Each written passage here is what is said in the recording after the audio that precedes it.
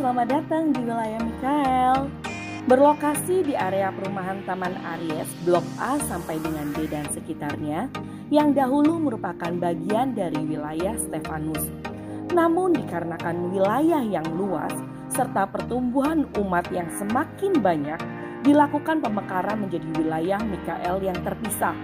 Wilayah dengan luas 36 hektar ini dibagi menjadi 5 lingkungan.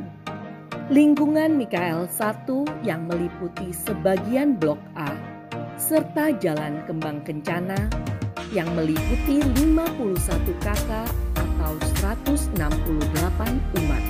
Lingkungan ini diketuai oleh Ibu Elizabeth Lili Tanamal.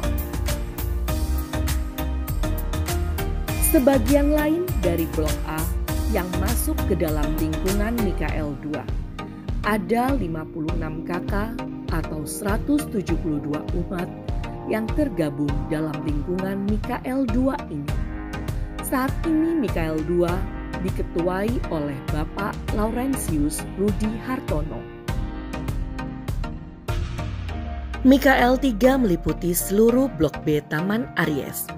Lingkungan ini ada 172 umat atau 56 kakak. Dan ketua lingkungan Mikael 3 adalah Pak Daniel Antonius Denny Adiwinata. Areal Mikael 4 meliputi keseluruhan Blok C dan Mikael 4 meliputi 49 kakak atau 130 umat. Saat ini ketua lingkungan Mikael 4 adalah Ibu Maria Katarina Hernawati Tanu Santoso.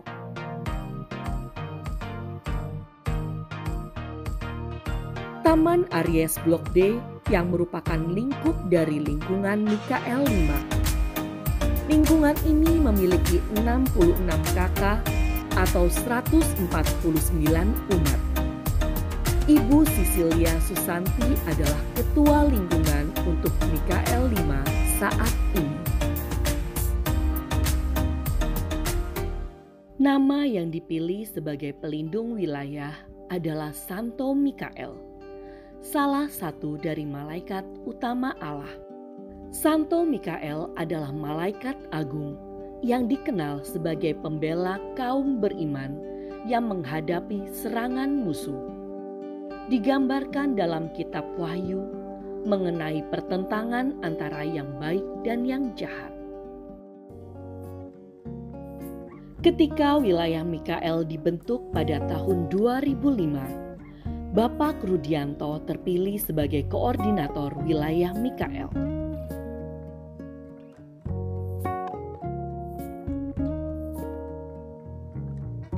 Ya, pertama adalah pembentukan personal ya sebetulnya. Om sendiri pada saat pembentukan personal jadi bukan dari Blok A aja.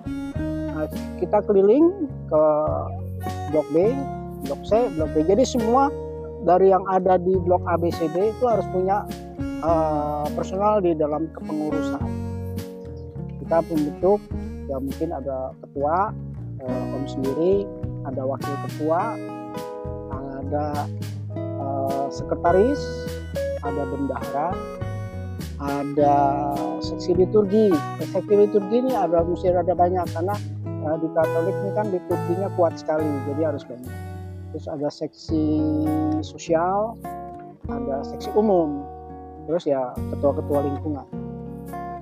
Umat kelihatannya menyambut pemisahan-pemisahan ini karena emang kan kalau dipisahkan kita sebenarnya lingkupnya lebih kecil, lebih dekat dengan umatnya. Ketua wilayah bisa menjangkau semua.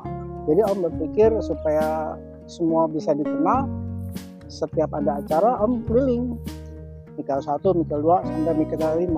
Jadi Om minta rencana kerja, misalkan acara bulan Maria, minta daftarnya. Jadi yang pertama di sini, yang kedua minggu ke depan nanti di Mikael 2 dan selanjutnya. Jadinya semuanya Om ikutin. Wilayah Mikael dulu sebetulnya yang paling pertama dibentuk, yang paling susah itu sebetulnya jadi panitia Natal. Tingkatnya tingkat paroki kan. Jadinya harus panitianya susunannya banyak, harus dibentuk. Kita juga ketar-ketir juga. Ini baru ditunjuk udah jadi ketua panitia. Nggak tahu gimana. Tapi itu mungkin suatu jalan sehingga memudahkan untuk selanjutnya. Ya terbentuk tetap jalan, tetap bantuan dari selain warga ya dari Stefanus juga. Om sih sebetulnya berpikir menjabat itu namanya emang harus dengan hati ya. Jadi ya itu sebenarnya yang nunjuk bukan dari Romo atau dari yang lain-lain, itu tunjukan dari Tuhan juga yang membimbing kita. Ya sudah, saya doa aja supaya bisa dijalankan. Yang saya nggak bisa, saya doa bagaimana supaya bisa dijalankan. Wilayah Mikael sudah mengalami 6 kali pergantian kepengurusan. Saat ini diketuai oleh Bapak Hendrikus beserta jajarannya. Kegiatan di wilayah Mikael bermacam-macam, terutama yang bersifatnya rohani. Tapi kami didukung juga oleh lingkungan-lingkungan. Selain dari lingkungan, juga ada beberapa kegiatan yang bersama-sama penduduk sekitar, seperti e-green, seperti bakti sosial, dan sebagainya. Kami juga punya beberapa kegiatan yang seperti pendalaman iman yang kami lakukan secara rutin juga. Nah, e-green ini banyak sekali acaranya. Ini inisiatif dari umat dan juga wilayah sekitar dengan cukup inklusif ya, antara umat Katolik dan umat-umat agama yang lain. Di sini kita melakukan pertama penghijauan, lalu melakukan edukasi mengenai environment ya, seperti eco-brick, seperti eco-enzim, dan eko-eko yang lain, bank sampah dan sebagainya. Sampai mereka juga jualan sayur loh.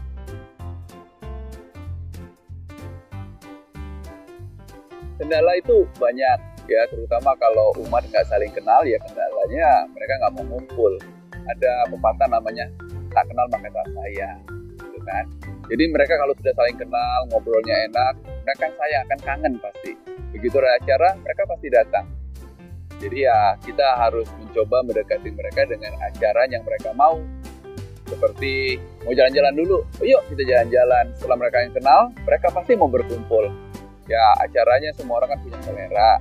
Ya ada yang suka kerohanian, ada yang suka rekreasi, ada yang suka bercocok tanam.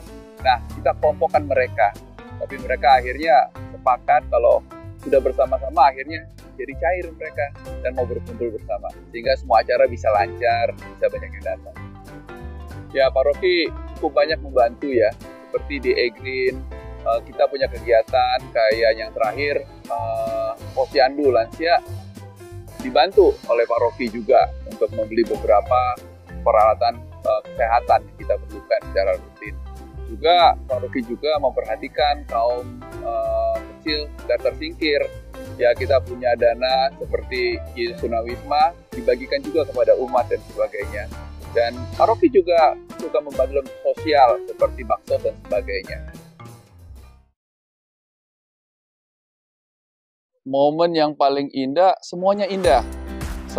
Begitu kita bertemu dengan semua umat, mengadakan kegiatan, saya pikir semuanya indah, mulai dari perayaan maupun doa bersama, mendoakan yang sakit dan sebagainya. Semua momen indah, saya nggak akan pernah lupa, dan tidak ada momen yang istimewa, semuanya istimewa.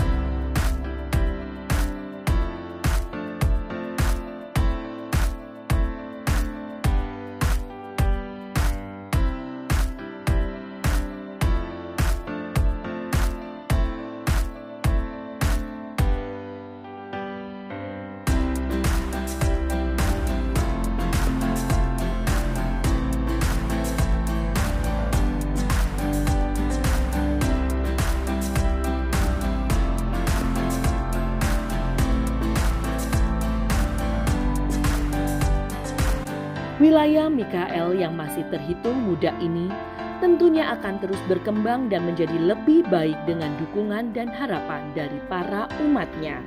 Kalau kesan saya di wilayah Mikael, orangnya sangat ramah, welcome, khususnya terhadap anggota baru, dan selalu mengajak untuk sharing firman Tuhan.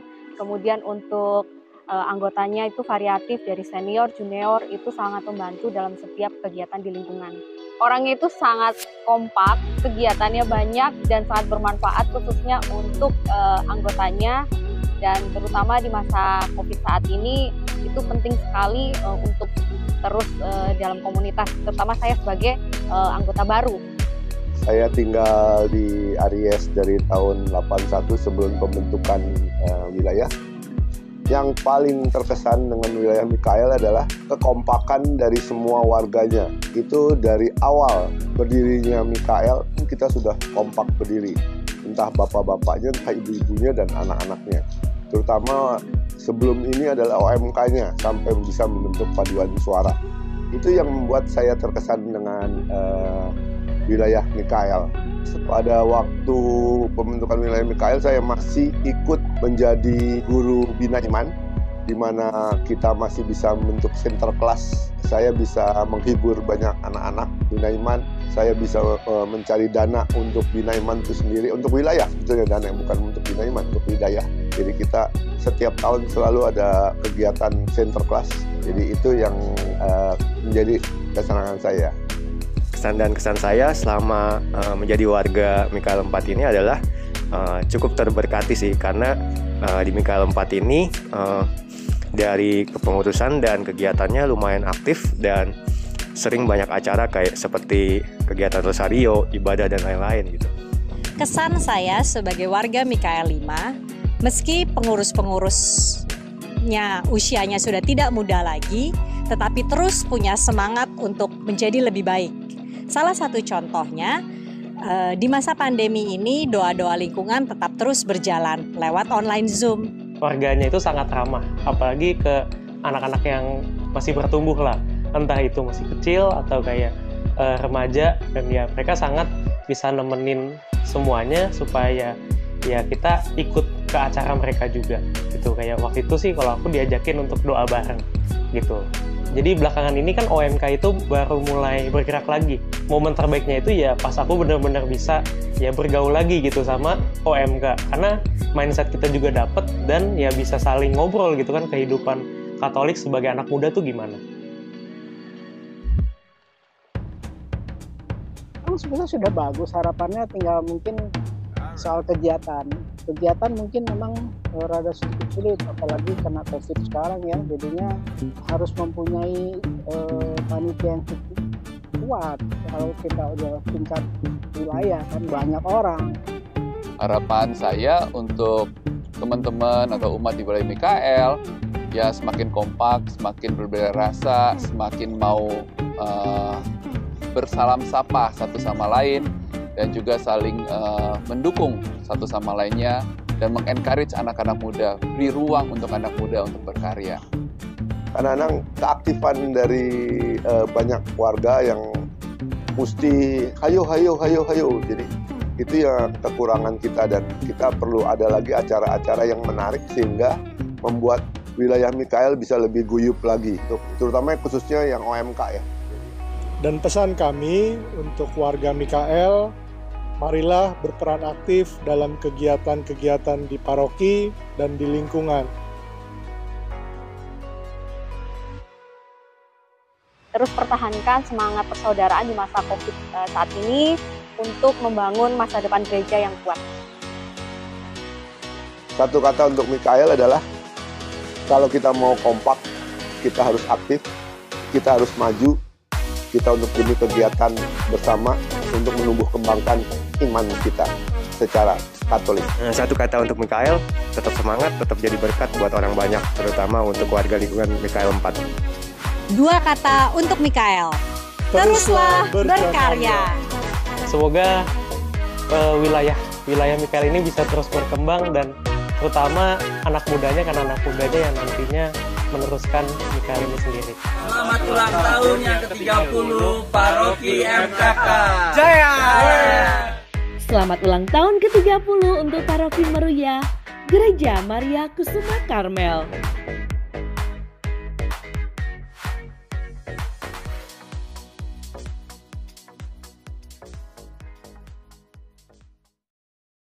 Bye.